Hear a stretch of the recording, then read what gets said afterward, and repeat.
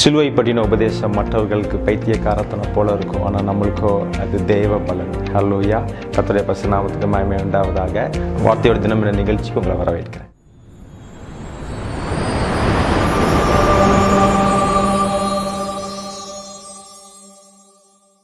பிரசங்கி 5ஆம் அதிகாரம் 19ஆம் வசனம். தேவன் ஐசுவரியத்தையும் சம்பத்தையும் எவனுக்கு கொடுத்திருக்கிறாரோ அவன் அதிலே புசிக்கவும் தன் பங்கை பெறவும் தன் பிரயாசத்திலே மகிழ்ச்சியாய் இருக்கவும் அவனுக்கு அதிகாரம் அளிப்பது தேவனுடைய அனுக்கிரகம். அப்போ God gives us richness and wealth. தேவன் ஐஸ்வர்யத்தையும் சம்பத்தையும் அவர் கொடுக்கிற தேவனாக இருக்கிறார். நம் தேவன் ஒரு கிருபை நிறைந்தவர். நம்மளை தரித்திரத்தில் இருக்கணும்னு அவருடைய சித்தம்லாம் கிடையாது. அவருடைய சித்தமே நம்மளுக்கு நல்ல ஐஸ்வர்யத்தையும் நல்ல ஒரு சம்பத்தையும் கனத்தையும் கொடுக்கறது அவருடைய சித்தம். வசனம் தெளிவாக சொல்லுகிறது, அவனுக்கு அதிகாரம் அளிப்பது தேவனுடைய அனுக்கிரகம்.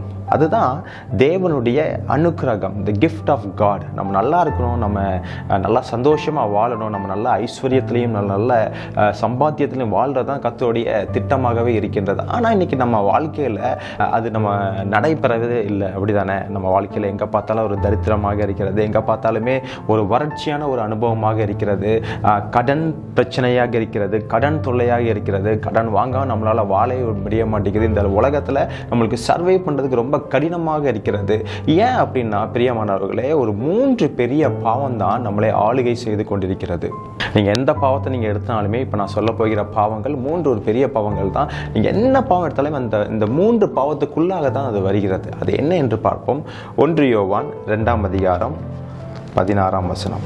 ஏனெனில் மாம்சத்தின் இச்சையும் கண்களின் இச்சையும் ஜீவனத்தின் பெருமையுமாகிய உலகத்தில் உள்ளவைகள் எல்லாம் பிதாவினால் உண்டானவைகள் அல்ல, அவைகள் உலகத்தில் உண்டானவைகள். இந்த 3 பெரிய பாவம், the lust of flesh, lust of eyes and pride. இந்த 3 பாவம், நீங்கள் எந்த பாவத்தை நீங்கள் எடுத்து கொண்டாலுமே இந்த 3 பாவத்துக்குள்ளாக தான் அது அடங்கியிருக்கும். அப்போ கல்வாரி சிலுவையை குறித்து நம்ம பார்த்துட்டு இருக்கிறோம், அப்படி தானே? சிலுவையில் வடிந்த இரத்தம் என்ற தலைப்பில் நம்ம பார்த்துட்டு இருக்கிறோம். அப்போது ஆண்டவர் 3 ஆணிகளால் தன்னுடைய உடம்புல அவர் சில பாவங்களை அவர் ஏற்றுக்கொண்டார், அப்படி தானே? வலது கரத்தில் ஒரு ஆணி, இடது கரத்தில் ஒரு ஆணி, கால்களில் ஒரு ஆணி. அப்போ அது என்ன ஆணி? அது ஒரு இரும்பு ஆணி. இரும்பு எதை குறிக்கின்றது பிரியமான? இரும்பு பாவத்தை குறிக்கின்றது. மகா பரிசுத்த ஸ்தலத்திலும் பரிசுத்த ஸ்தலத்திலும் பார்த்தீங்கன்னா எல்லாம் பொன்னால் ஆன வெசல்ஸ் தான் இருக்கும், பாத்திரங்கள் தான் இருக்கும், வெள்ளியான ஆன பாத்திரங்கள் தான் இருக்கும். இந்த இரும்பான பாத்திரங்களோ இரும்பு சம்பந்தப்பட்ட காரியங்கள் எதுவுமே அந்த பரிசுத்த ஸ்தலத்திலோ மகா பரிசுத்த ஸ்தலத்திலோ அது இருக்காது. ஏனென்றால் இரும்பு பாவத்தை குறிக்கிறது. அந்த இரும்பினால் தன்னுடைய வலக்கரத்திலும் இடக்கரத்திலும் தம் கால்களிலும் அந்த 3 பெரிய பாவங்களை கல்வாரியில் இயேசு கிறிஸ்து அவர் சிலுவையில் சுமந்தார். இரும்பு என்பது பாவத்தையும் நியாய தீர்ப்பையும் குறிக்கிறது. நம் நிமித்தமாக வருகின்ற எல்லா பாவங்கள், அந்த பாவத்தின் விளைவாக வந்த எல்லா நியாய தீர்ப்புகளும் எல்லா ஜட்ஜ்மெண்ட்டும் ஆண்டவராக இயேசு கிறிஸ்து கல்வாரி சிலுவையில் சுமந்தார். முதலாவதாக இந்த மாம்சத்தின் இச்சையை குறித்து நம்ம பார்ப்போம். மாம்சத்தின் இச்சைனா என்ன? நம்மளுக்கு எல்லாமே ரொம்ப தெரிந்தது தான். வேசித்தனம், விபச்சாரம், காமவேகா, அப்படி தானே? Adultery, prostitute and ஃபார்னிகேஷன்ஸ்.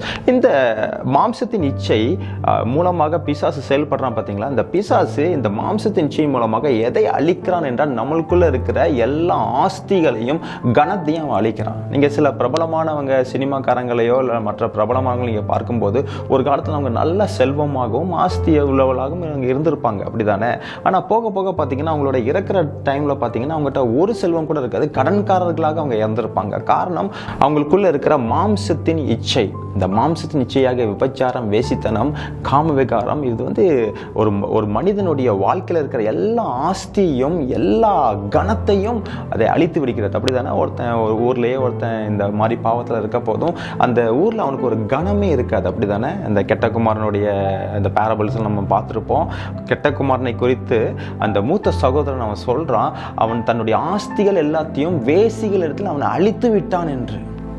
அப்போ ஒருத்தன் வேசி நிலத்திலேயோ தவறான மாம்சின் காரியத்தில் இருக்க போதும் முதலாவது பிசாசானவன் தொடுகிற காரியம் அவனுடைய ஆஸ்திகள் எல்லாத்தையும் அழித்து போடுகிறான். நீதிமொழிகள் 29ஆம் அதிகாரம் 3ஆம் வசனம். ஞானத்தில் பிரியப்படுகிறவன் தன் தகப்பனை மகிழ பண்ணுகிறான், வேசிகளோடே தொந்திப்பானவனோ ஆஸ்தியை அளிக்கிறான்.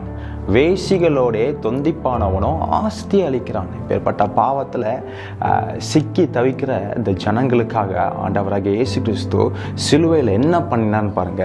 நீதிமொழிகள் 3ஆம் அதிகாரம் 16ஆம் வசனம். அதன் வலது கையில் தீர்க்காயுசையும் அதன் இடது கையில் செல்வமும் கனமும் இருக்கின்றது.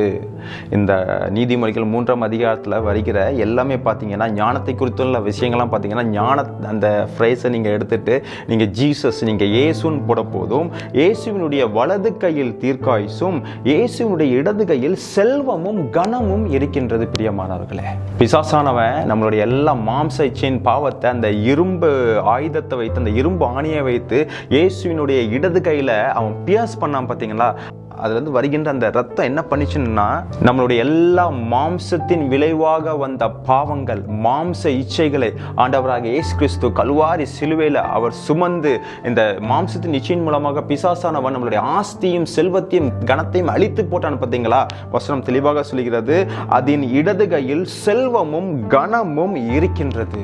பிசாசு அழித்து போட்ட எல்லா செல்வத்தையும் எல்லா கனத்தையும் ஆண்டவராக இயேசு கிறிஸ்து தம்முடைய இடது கையின் மூலமாக அதை நம்மளுக்கு ரீஸ்டோர் பண்ணுகிறார்.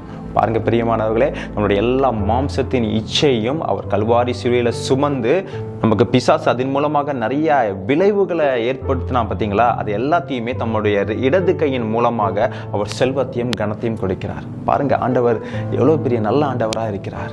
ஸோ இந்த மாம்சத்தின் இச்சையிலிருந்து நான் வெளியே வரணும்னா நாம் என்ன செய்யணும்? கலாத்தியர் 5ஆம் அதிகாரம் 24ஆம் வசனம், கிறிஸ்துவினுடையவர்கள் தங்கள் மாம்சத்தையும் அதன் ஆசை இச்சைகளையும் சிலுவையில் அறைந்திருக்கிறார்கள். பாருங்க, அதுக்கு முதலாவது நாம் கிறிஸ்துவின் உடையவர்களாக இருக்கணும். நாம் கிறிஸ்துவுக்குள்ளாக இருக்கணும். இந்த சிலுவை குறித்தான காரியங்களை நான் அடிக்கடி பேசுகிற ஒரே ஒரு காரியம், in Christ we have to live, we have to reside in Christ, we have to abide in Christ. நாம் கிறிஸ்துவுக்குள்ளாக இருக்க போதும் நிச்சயமாகவே இந்த மாம்ச இச்சையின் காரியத்திலிருந்து நம்மளுக்கு ஆண்டவர் விடுதலை அளித்து விட்டார். அதை நம்பும் போதும் அது நிமித்தமாக ஏற்பட்ட எல்லா விளைவுகளையும் தேவன் சந்தித்து விட்டார். என்ன ஒரு நல்ல விஷயம்! வருகிற வீடியோவில் கண்களின் இச்சை குறித்து நம்ம பார்க்க போகிறோம். அதை தேவன் எப்படி கல்வாரி சிலுவையில் சுமந்தார், எதை வைத்து அதை செஞ்சார், அது குறித்து நம்ம பார்க்க போகிறோம். Until then, bye from Dimal.